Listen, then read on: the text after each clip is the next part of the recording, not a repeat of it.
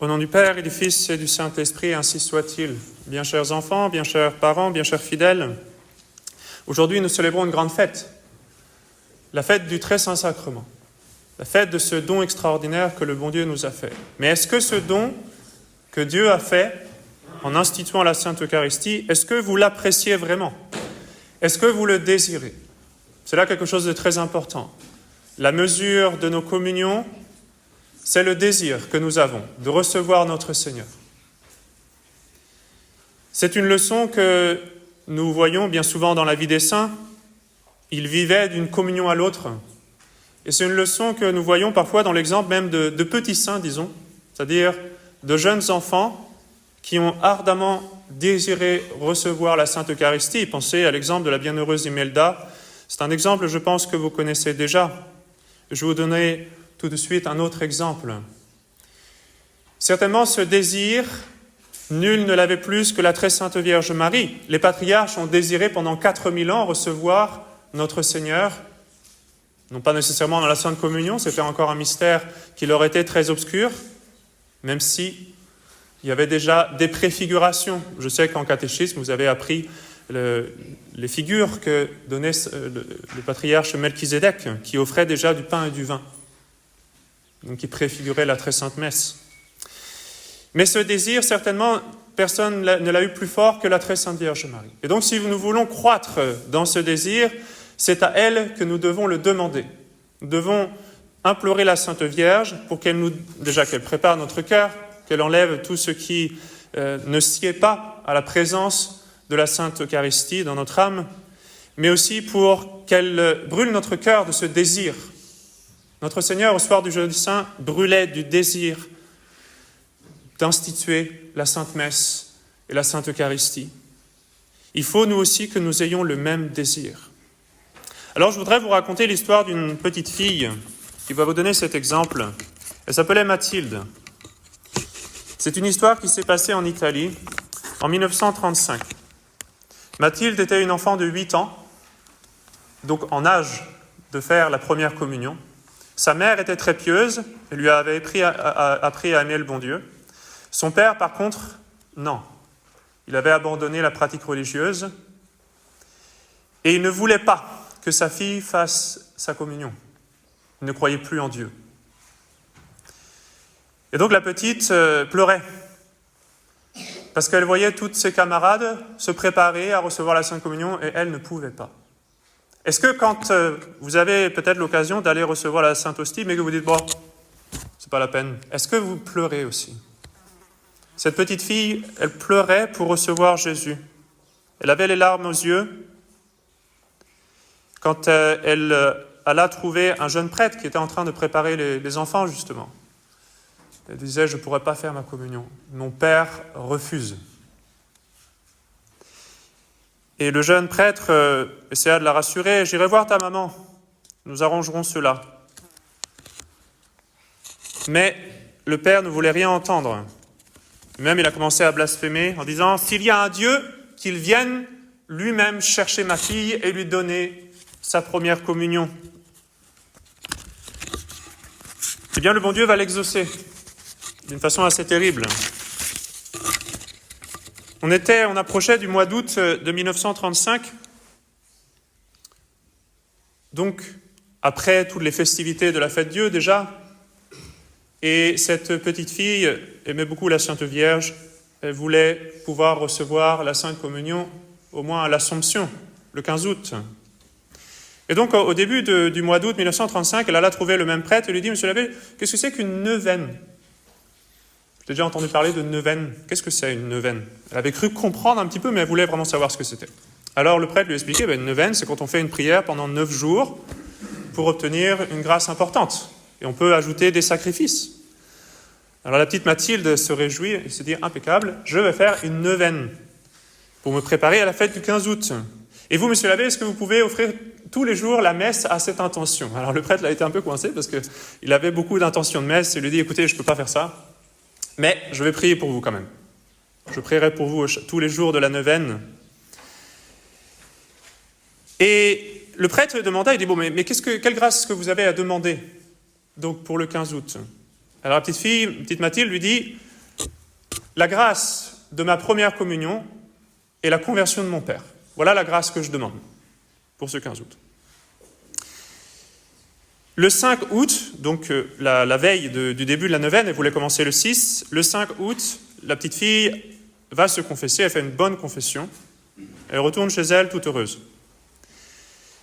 Le 9, donc au bout de 3 jours déjà dans la neuvaine, c'est pas la petite fille qui revoit voir le prêtre, c'est sa maman, pour lui annoncer que cette petite fille était tombée gravement malade et que le médecin ne comprenait pas ce qui se passait. Et donc le prêtre, à ce moment-là, voulut aller porter la Sainte Communion. Mais ce n'était pas possible. Le 13, elle revient en disant « les choses sont encore pires ». Le 13 août, on a peur qu'elle finisse par mourir. Alors là, il s'agit du viatique, c'est beaucoup plus important. Alors là, le prêtre lui dit quand même, là, il faut que j'y aille. Il faut que j'y aille. Mais la femme lui dit, c'est pas possible. Mon mari est absolument furieux, il ne veut pas que vous veniez, il va vous mettre dehors. Le 14 août, la veille, au soir, ce n'est pas la maman qui est venue trouver le prêtre, c'est le papa. Le papa est venu trouver le prêtre en lui disant, s'il vous plaît, venez apporter la communion à ma fille. Alors, le prêtre est tout étonné. Il dit, écoutez, très bien, j'y vais tout de suite. Non, demain. Vous viendrez demain. Pourquoi demain? Alors là, le père raconte un petit peu ce qui s'est passé ce jour-là, le 14, la veille, la vigile de l'Assomption. Vers 4 heures de l'après-midi, donc Mathilde était dans son lit, très malade, et à ce moment-là, sa maman est venue pour s'occuper d'elle, et la petite Mathilde lui a raconté. Il a dit, j'ai vu une grande lumière blanche, tout à l'heure, et une dame, sans doute la Sainte Vierge, une dame qui m'a dit, viens avec moi au paradis. Et moi, je lui ai dit, non. Vous voulez pas aller au paradis? J'ai dit, d'abord, j'ai des choses à faire. Alors, ce n'était pas de finir de lire des BD ou de faire des choses comme ça. Qu'est-ce que vous voulez faire avant d'aller au paradis? Faire ma première communion et obtenir la conversion de mon père. Alors, à ce moment-là, la dame en blanc lui dit, très bien, vous aurez tout ça demain. Et après, vous viendrez avec moi en paradis.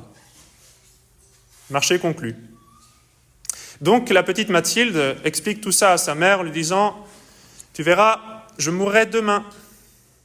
Et quand le papa est rentré du travail, un peu plus tard le soir, la petite Mathilde lui dit, papa, je vais mourir demain. Toute joyeuse, toute heureuse. Le père, évidemment, il n'a pas pris avec la même joie. Il était très inquiet et sa femme lui a expliqué ce qui s'était passé. Alors lui, il ne croyait à rien. Enfin, il était très troublé quand même de ce que lui racontait sa fille. Et donc, à ce moment-là, il est allé trouver le prêtre. Il pense qu'elle a rêvé, mais quand même, il y a quelque chose. Il ne sait pas quoi en penser. Et surtout, il ne veut pas qu'elle meure. Donc, il se dit, bon, si c'est un châtiment de Dieu, peut-être qu'en faisant en sorte qu'elle puisse faire sa première communion, elle va survivre, je vais garder ma fille unique. Et voilà pourquoi, donc, le 14 soir, il était venu au presbytère pour chercher ce prêtre. Le 15 août, donc le jour de l'Assomption, le jeune prêtre alla porter la Sainte Communion à Mathilde. Et dès qu'il est entré dans la chambre, la petite Mathilde était toute heureuse. « Jésus, venez à moi !» Alors le prêtre, comme de coutume, lui demande si elle veut se confesser. Il dit « Non, depuis la dernière fois, vous inquiétez pas, il ne s'est rien passé. Je n'ai pas offensé le bon Dieu. Je désire le recevoir. Dépêchez-vous, j'ai faim de lui. » Et donc à ce moment-là, on prépare tout pour la communion, on récite le confiteor. Pendant le confiteor, le père tombe à genoux et il pleure comme un enfant. Là, le prêtre donne la communion à Mathilde. Et là, elle est toute recueillie. On se demande même si elle est déjà morte. Pas encore. Au bout de quelques minutes, elle se penche du côté de sa maman, elle l'embrasse. Et elle la remercie. Elle dit, chère maman, merci pour tout, maintenant je vais mourir. Puis ensuite, elle se tourne vers son père. Elle dit, papa, il faut me promettre quelque chose. De devenir à nouveau un bon chrétien. Son père, il n'a pas vraiment envie de dire oui. Cher papa, dites oui, devenez à nouveau un bon chrétien. Sa fille est en train de mourir. On ne sait pas exactement ce qui se dit. Et là, à ce moment-là, la petite Mathilde voit à nouveau cette dame en blanc. Elle dit « Ah, ça y est, elle est là !» Elle se redresse un peu, et puis elle s'affaisse, et elle meurt ainsi, en action de grâce de sa première communion. Alors 3 jours plus tard, il y a l'enterrement. Toutes les camarades de classe sont là. Le cortège est magnifique pour accompagner ce petit enfant innocent au cimetière. Et à ce moment-là, le père accoste le jeune prêtre en lui disant « J'ai tué ma fille ». Il est en train de pleurer parce qu'il se rend compte que c'était un châtiment de Dieu. Il dit « J'ai tué ma fille ». Alors le prêtre lui a rassuré « Non, non, non, vous n'avez pas tué votre enfant, c'est Dieu qui est venu la chercher. » Mais aussi, il ne voulait pas seulement la fille, il voulait aussi le papa. Et là, le père enfin lui confia « Eh bien, il m'a eu. Parce que ce que j'ai promis à ma fille mourante, je vais le tenir. » Et effectivement, il se convertit, il fit une bonne confession et il resta fidèle toute sa vie. Voyez la grâce qu'a obtenue cette petite fille, pas une seule communion, mais une communion très fervente, une communion qu'elle attendait, une communion qu'elle désirait.